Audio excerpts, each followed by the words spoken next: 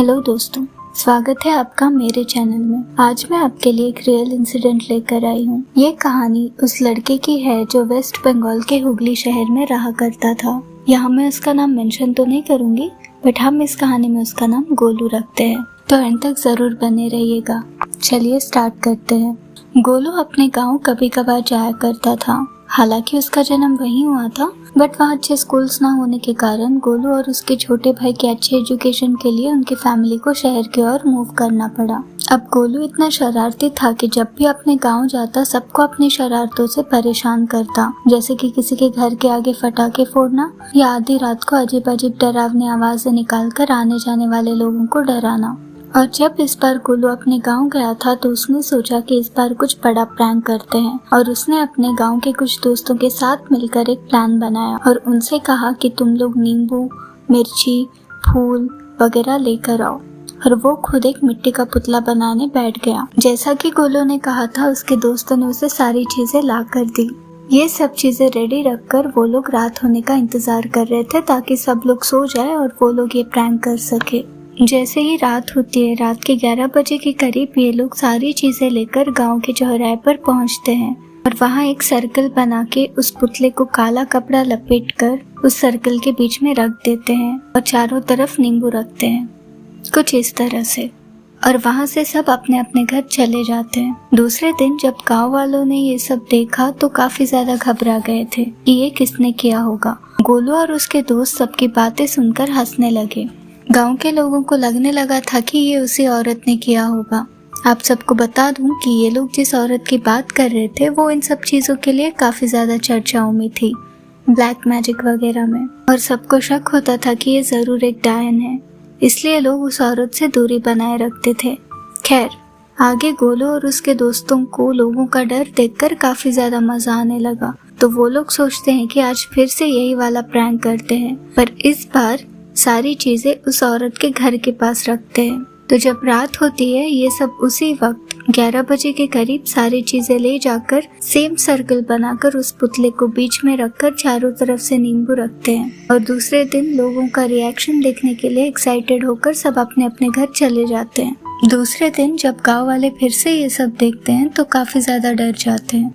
ये देख गोलू और उसके दोस्त सोचते हैं उन लोगों ने ये बहुत बुरा मजाक किया सबके साथ, और आपस में तय करते हैं कि ऐसा मजाक फिर से नहीं करेंगे। और वहाँ उस औरत को पता चल जाता है उस पुतले के थ्रू कि ये सब गोलू और उसके दोस्तों ने किया है। वो सोचती है कि गोलू ने जानबूझकर उसको बदनाम करने के लिए ये सब किया होगा, और सोचती है कि इसका कुछ करना पड़ेगा, नहीं तो ये मेरे लिए खतरा बन सकता है। और जब गोलू शहर वापस लौटने वाला होता है, उसी दिन ये औरत उसके घर जाती है और बोलती है कि मम्मी को बुला देना, कुछ काम है। तो गोलू कहता है कि मम्मी घर पर नहीं है, बाहर गई है, तो आप कुछ देर बाद आइएगा। और ये बात उस औरत को पता होती है कि गोलू की मम्मी घर पर नहीं है। वो जानबूझकर गोलू के घर जाती है। अब यहाँ वो गोलू से कहती है कि बेटा एक गिलास पानी देना, बहुत प्यास लगी है।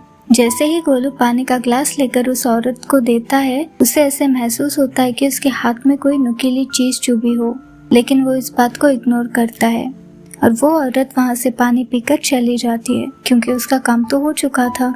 अब गोलू उसके मम्मी और छोटे भाई के साथ शहर वापस आ जाता है। कुछ दिनों तक सब कुछ नॉर्मल चल रहा होता है और गोलू को पता चलता है कि उसके पापा, जो कि काम के सिलसिले में दूसरे शहर में रहा करते हैं, वो वापस आ रहे हैं कुछ दिनों के लिए।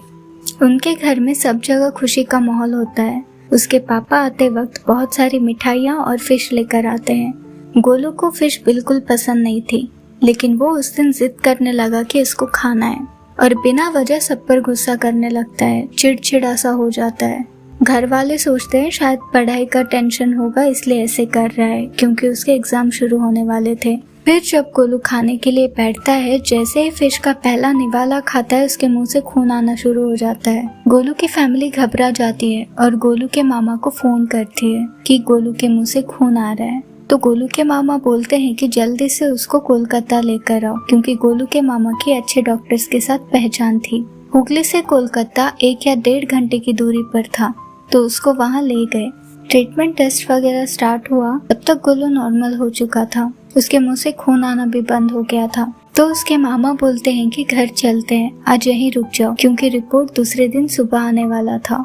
जब गोलू उसके मामा के घर जाता है तो गोलू की नानी देखकर समझ जाती है कि गोलू के साथ कुछ तो हुआ है, क्योंकि गोलू का चेहरा अजीब सा हो जाता है।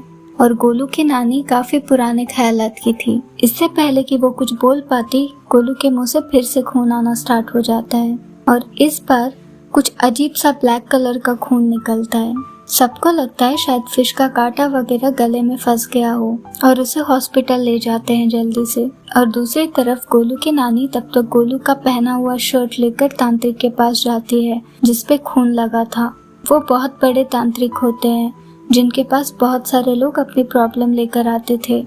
गोलू के नानी तांत्रिक को सब बताते हैं कि मेरे नाती के मुंह से खून आ रहा है, अजीब सा हो गया है। तो तांत्रिक गोलू के नानी को बताता है कि और बोले उसको पुतला बना के लोगों के साथ मजाक करने।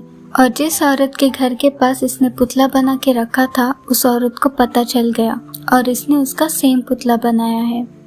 और उस औरत से आपके नाती को बचाना मुश्किल है क्योंकि वो बहुत बड़ी डायन है। लेकिन घबराने की कोई बात नहीं है, मैं एक तावीज देता हूँ, उससे कहिएगा कि इसे कभी ना उतारे और उस गांव कभी वापस ना जाए। अगर ये गया, उस औरत ने फिर से कुछ किया तो मैं भी कुछ नहीं कर सकता हूँ। खतरा अभी टला नहीं है, लेकिन इस तावीज से वो सेफ रहेगा।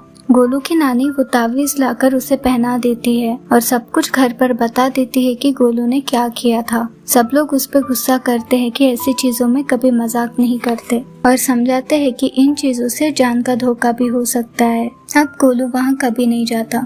तो ये थी गोलू की कहानी। अगर आपको कहानी अच्छी लगी तो चैनल को प्लीज लाइक, शेयर और सब्सक्राइब कर दीजिएगा। मैं फिर से एक इंटरेस्टिंग स्टोरी के साथ लौटती हूँ। तब तक के लिए अपना ख्याल रखिएगा और थैंक्स फॉर वॉचिंग।